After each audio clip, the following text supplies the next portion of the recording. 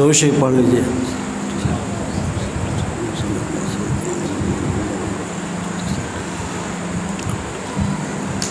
نحمده ونصلي على رسوله الكريم اما بعد فاعوذ بالله من الشيطان الرجيم بسم الله الرحمن الرحيم ان صلاتي ونسكي ومحياي ومماتي لله رب العالمين صدق الله العظيم۔ معزز علماء کرام، دوستوں اور میرے عزیز بچوں، آج کا یہ پروگرام مناسک رسول صلی اللہ علیہ وسلم کانفرنس کے نام سے موسوم ہے، اور اس کانفرنس میں چند ضروری باتیں عرض کرنی ہیں۔ باتیں تو قیمتی آئی ہیں اور آئیں گی،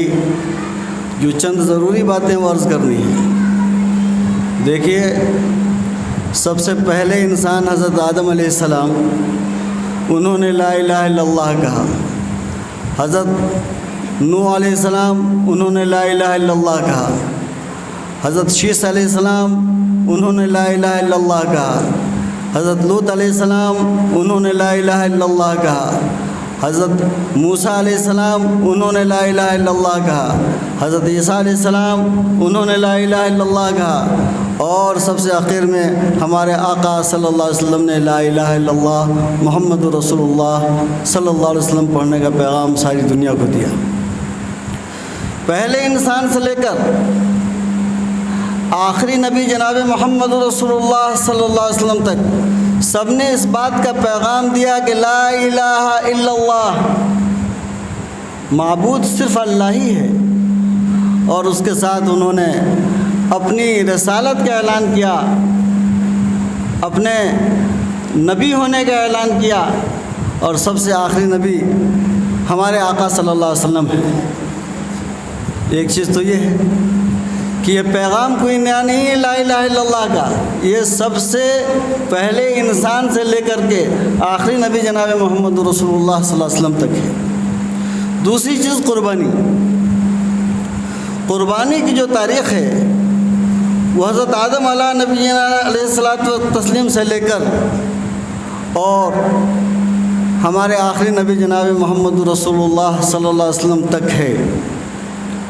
لیکن قربانی کی نوعیت الگ الگ ہے۔ حضرت آدم علیہ السلام کے بیٹوں کے زمانے میں جو قربانی تھی، اس قربانی کا طریقہ یہ تھا کہ کوئی اچھی چیز زمین کے اوپر رکھ دیتے تھے، میدان میں رکھ دیتے تھے، اور جن کی قربانی اللہ کے نزدیک مقبول ہوتی تھی، ایک آگ آسمان سے آتی تھی اور اس چیز کو جلا ڈالتی تھی جو اس کے قربانی کے عند اللہ مقبول ہونے کی نشانی ہوتی تھی۔ یہ ہے شروع کی قربانی۔ اور پھر یہ قربانی جو حضرت ابراہیم علیہ السلام نے دینے کی کوشش کی اپنے بیٹے کی، اور اللہ پاک نے ان کی جگہ بذبح عظیم، بڑا ذبیحہ جو اللہ پاک نے فدیہ بھیجا جنت سے میٹھا، اور اللہ پاک نے ان کی جگہ پہ میٹھے کی قربانی کو قبول فرمایا۔ اسی لیے ہمارے آقا صلی اللہ علیہ وسلم میٹھے کی قربانی کرتے تھے۔ سن پہلی ہجری میں ہمارے آقا صلی اللہ علیہ وسلم نے قربانی کیا، سن دوسری ہجری میں ہمارے آقا صلی اللہ علیہ وسلم نے قربانی کیا، سن تیسری ہجری میں ہمارے آقا صلی اللہ علیہ وسلم نے قربانی کیا، سن چوتھی ہجری میں ہمارے آقا صلی اللہ علیہ وسلم نے قربانی کیا، سن پانچویں ہجری میں ہمارے آقا صلی اللہ علیہ وسلم نے قربانی کیا، سن چھٹی ہجری میں ہمارے آقا صلی اللہ علیہ وسلم نے قربانی کیا، سن ساتویں ہجری میں ہمارے آقا صلی اللہ علیہ وسلم نے قربانی کیا، سن آٹھویں ہجری میں ہمارے آقا صلی اللہ علیہ وسلم نے قربانی کیا، سن نویں ہجری میں ہمارے آقا صلی اللہ علیہ وسلم نے قربانی کیا، اور سن 10ویں ہجری میں سب سے آخری قربانی ہمارے آقا صلی اللہ علیہ وسلم نے پیش کیا۔ جہاں ہمارے آقا صلی اللہ علیہ وسلم نے اپنی طرف سے قربانی پیش کیا، جو قربانی جو ہمارے آقا صلی اللہ علیہ وسلم پر تھی، جو ہمارے آقا صلی اللہ علیہ وسلم نے قربانی پیش کیا، وہ ہمارے آقا صلی اللہ علیہ وسلم کے اوپر قربانی واجب نہیں تھی، مگر طیب نفس کے ساتھ اللہ کو راضی کرنے کے لیے ہمارے آقا صلی اللہ علیہ وسلم نے 10 سالوں میں مسلسل قربانی کے فریضے کو انجام دیا، اور ہمارے آقا صلی اللہ علیہ وسلم ایک جانور اپنی امت کی طرف سے بھی قربانی دیتے تھے، اور کہتے تھے کہ یہ قربانی ہماری امت کی طرف سے ہے، ان لوگوں کی طرف سے ہے جو قربانی کا فریضہ انجام نہیں دے سکتے۔ یہ ہمارے آقا صلی اللہ علیہ وسلم کی محبت ہے کہ ہمارے آقا صلی اللہ علیہ وسلم نے اپنی امت کو جب قربانی کرتے تھے اس وقت بھی فراموش نہیں کیا، جب رات کی تنہائی میں اللہ کو یاد کرتے تھے اس وقت بھی فراموش نہیں کیا، اور جب شہسواری کے میدان میں جب ہمارے آقا صلی اللہ علیہ وسلم ہوتے تھے اس وقت بھی اپنی امت کو فراموش نہیں کیا، اور آخرت کے میدان میں بھی جب سب کو اپنی نفسی نفسی کی پڑی ہوگی ہمارے آقا صلی اللہ علیہ وسلم امتی امتی کو ہی یاد فرما رہے ہوں گے۔ بہرحال آج کا جو یہ پروگرام ہے نہایت قیمتی پروگرام ہے، اور علماء کے ذریعے سے اللہ پاک بڑی قیمتی بات کہلواتے ہیں، اور قیمتی باتوں کو انسان اپنے دل و دماغ کے اندر جگہ دے لے تو وہ انسان دل و دماغ کے اعتبار سے پاکیزہ ہو جائے گا، اور اس کا ایمان روشن ہو جائے گا، اور وہ نیک عمل کو کرنے والا ہو جائے گا۔ دیکھیے ایک چھوٹا سا گھر ہے، گھر جس میں میاں بیوی ہوتے ہیں، کچھ بچے ہوتے ہیں، چھوٹا سا گھر ہوتا ہے، کہیں تو ہمارے دو کا گھر ہے، اور کہیں ہم 2 5 10 کا گھر ہے۔ ایک چھوٹا سا گھر ہے، اس گھر میں گائیڈ کی ضرورت ہے، ماں باپ کی تربیت کی ضرورت ہے، ماں باپ کی دیکھ ریکھ کی ضرورت ہے، اولاد کو تب اولاد کام کی بنتی ہے۔ ظاہر سی بات ہے کہ جب چھوٹے سے گھر کے اندر اللہ پاک نے گائیڈ ماں باپ کی شکل میں دیا اولاد کو، تو اللہ پاک دنیا کو گائیڈ سے محروم کیسے کر سکتا تھا؟ اس لیے اللہ پاک نے پوری دنیا کو گائیڈ دیا۔ ایک تو نبی آخر الزمان جناب محمد رسول اللہ صلی اللہ علیہ وسلم کو رحمت للعالمین بنا کر، رب العالمین نے ہمارے آقا صلی اللہ علیہ وسلم کو رحمت للعالمین بنا کر پوری دنیا کو گائیڈ دیا۔ اس لیے بعض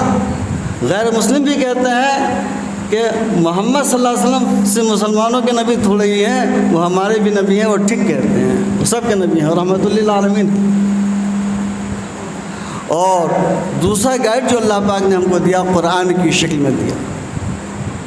جس کو ہمارے آقا صلی اللہ علیہ وسلم نے ارشاد فرمایا کہ میں تم میں 2 چیزیں چھوڑے جاتا ہوں،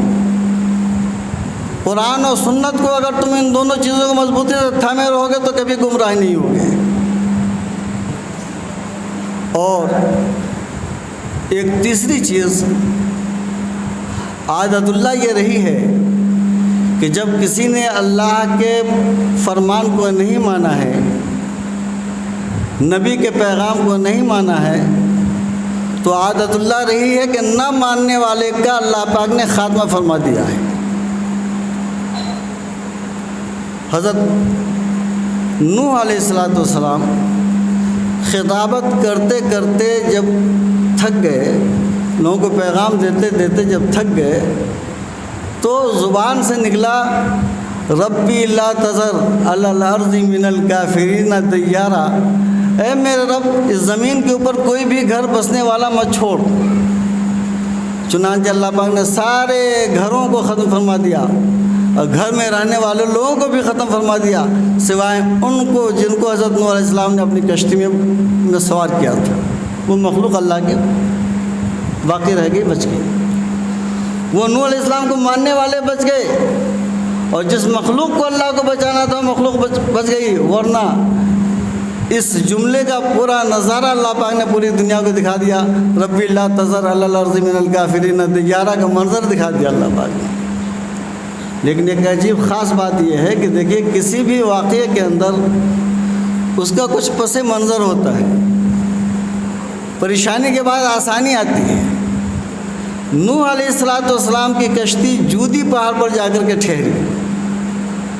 جو جودی پہاڑ ایسی جگہ پر واقع ہے جہاں سے 3 بر اعظم ملتا ہے۔ ایک تو بر اعظم افریقہ کا ہے، ایک بر اعظم وہ ہے جس میں ہم لوگ آباد ہیں، ایک بر اعظم وہ ہیں جہاں حضرت ابراہیم علیہ السلام حضرت حاجرہ اور حضرت اسماعیل علیہ السلام کو لے کر کے پہنچے اور وہاں پہ ان کو آباد کیا، اللہ کا گھر بنایا، اور دنیا کے بتکدوں میں پہلا وہ گھر خدا کا، ہم اس کے پاسباں ہیں، وہ پاسباں ہمارا۔ تو یہ اللہ کا نظام ہے۔ اللہ کو جو نظام قائم کرنا تھا، جو بر اعظموں کو آباد کرنا تھا انسانوں سے، اللہ پاک نے اسی جودی مقام کو ان 3 بر اعظم سے ملایا، اور وہاں سے انسانوں کا بر اعظم میں پہنچنا آسان ہو گیا۔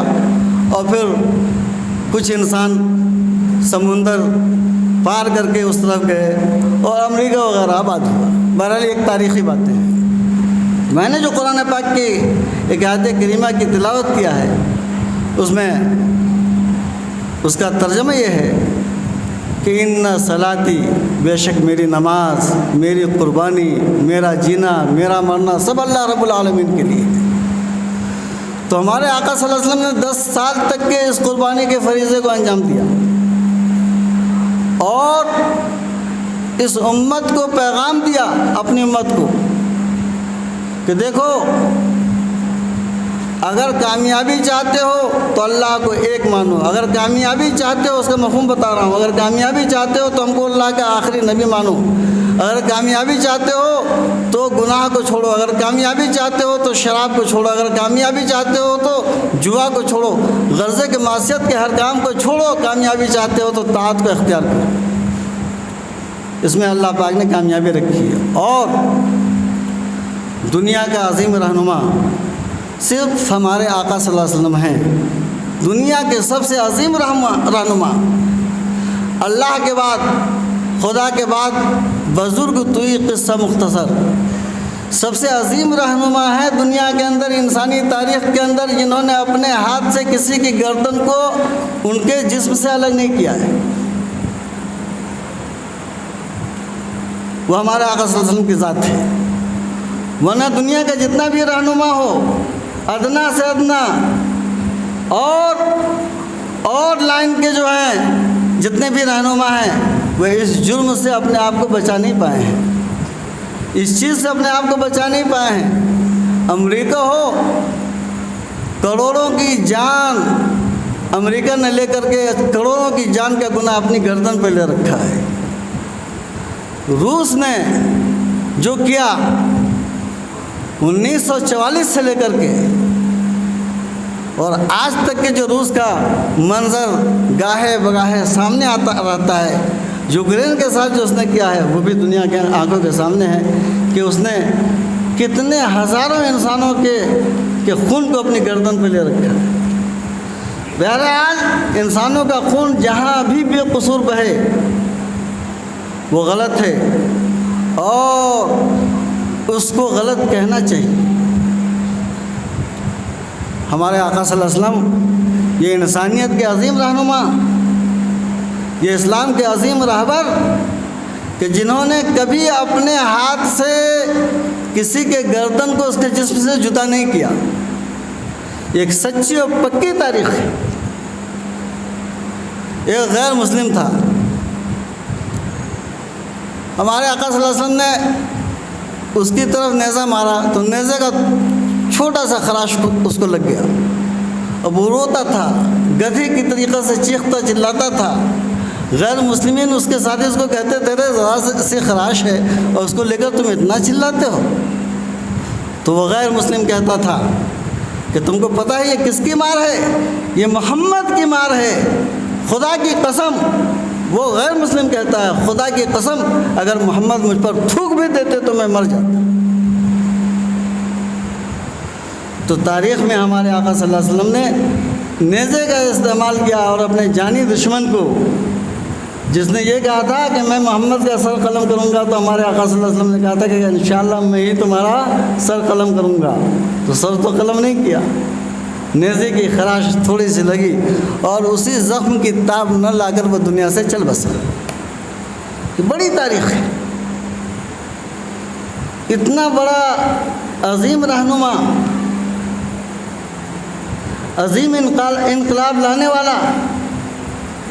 آج پوری دنیا کے اندر اسلام موجود ہے تو ہمارے آقا صلی اللہ علیہ وسلم کے قدم کی برکت سے ہے، وہ ہمارے آقا صلی اللہ علیہ وسلم کے صدقے میں ہے، لیکن ہمارے آقا صلی اللہ علیہ وسلم نے اپنے ہاتھ سے کسی کی گردن کو الگ نہیں کیا اور اتنا بڑا انقلاب برپا کر دیا جو پوری دنیا کے اندر دیکھنے میں آ رہا ہے۔ ظاہر سی بات ہے وہ شخصیت کتنی محترم ہوگی اور کتنی ان کی عزت ہم کو کرنا چاہیے، ان کی عزت میں، ان کے احترام میں ہم کو مر مٹنا چاہیے۔ اتنا بڑا عظیم رہنما اللہ پاک نے ہم کو دیا اور جن کے ذریعے سے اللہ پاک نے اتنا بڑا انقلاب برپا کر دیا کہ لوگ اللہ کو جاننے والے،